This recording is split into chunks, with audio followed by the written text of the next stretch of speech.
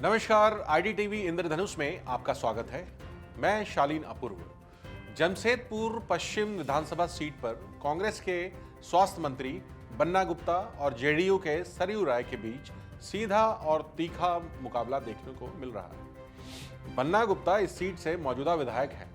2019 के चुनाव में उन्होंने भाजपा प्रत्याशी देवेंद्र नाथ सिंह को बुरी तरह पछाड़ा था।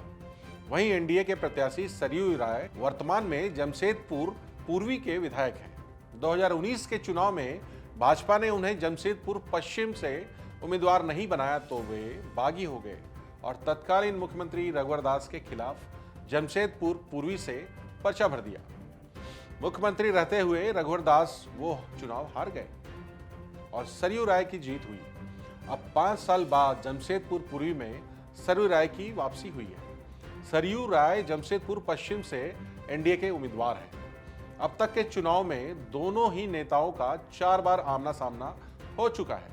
पहली बार ये 2005 में भिड़े थे, तब सरयू राय भाजपा में थे और बन्ना गुप्ता समाजवादी पार्टी की टिकट पर चुनाव लड़ा करते थे। इस चुनाव में सरयू राय की जीत होती है और बन्ना गुप्ता 13,000 मतों के अंतर से दूसरे पायदान पर काबिज होते हैं। साल 2009 में उलटफेर होता है। इस दफा कांग्रेस की टिकट पर चुनावी मैदान में उतरे बन्ना गुप्ता भाजपा के सरयू राय को मात देने में सफल होते हैं। 2014 में फिर पासा पलटा, सरयू राय जीते और बन्ना गुप्ता दूसरे पायदान पर रहे।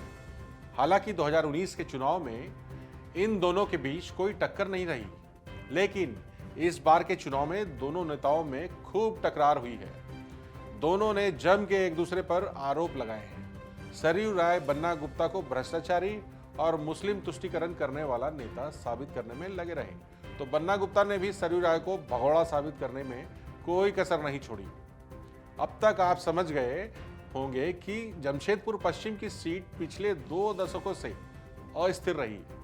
कभी यहां भाजपा की जीत होती है तो कभी कांग्रेस का डंका बजाता है। जमशेदपुर पश्चिम में इस बार का चुनाव भ्रष्टाचार के आरोपों के इर्द गिर्द घुमा। चुनाव में सरयू राय ने बन्ना गुप्ता पर भ्रष्टाचार के गंभीर आरोप लगाए हैं। चुनाव के दौरान उन्होंने एक ऑडियो क्लिप भी जारी की, जिसमें उन्होंने दावा किया कि गुप्ता ने फार्मेसी काउंसिल में नौकरी के बदले पैसों की लेन देन की थी। सरयू राय ने इसे चुनावी मुद्दा बनाते हुए बन्ना गुप्ता को घेरने की कोशिश की थी। तो यहीं बन्ना गुप्ता ने भी भाजपा और जेडीयू गठबंधन को आड़े हाथों लेते हुए इसे सांप और चूहे की जोड़ी करार दिया और अपनी जीत का दावा किया। अब बात करते हैं इस सीट के जातीय समीकरण की। जमशेदपुर पश्चिम एक शहरी सीट है, जहां मध्यवर्गीय औद्योगिक पृष्ठभूमि के वोटरों बड़ी संख्या में है। यहां कांग्रेस का परंपरागत समर्थन खासकर अल्पसंख्यक और ओबीसी मतदाताओं से मिलता रहा है। बता दें कि जमशेदपुर पश्चिम में 28% मुस्लिम मतदाता मौजूद हैं, जो जीत हार के बीच के अंतर को तय करने में अहम भूमिका निभाते हैं। वहीं सरयू राय की क्लीन छवि चुनाव में उनके लिए मददगार साबित होती है। वहीं इस चुनाव में हिंदुत्व का समर्थन करने वाले भाजपा के कोर वोटर सरयू राय के साथ खड़े नजर आए।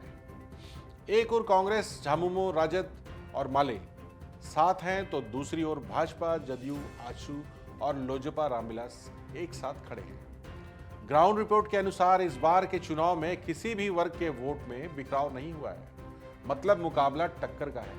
इस सीट के नतीजे सिर्फ क्षेत्रीय नहीं बल्कि राज्य की सियासत पर भी बड़ा प्रभाव डाल सकते हैं। बन्ना गुप्ता का हारना गठबंधन के लिए झटका होगा, जबकि राय की जीत जेडीयू और भाजपा को एक नई रणनीति बढ़त दिला सकती है। इस मुकाबले का नतीजा 23 नवंबर को ईवीएम खुलने के साथ ही सामने आएगा। फिलहाल के लिए बस इतना ही। देखते रहें आईडीटीवी इंद्रधनुष।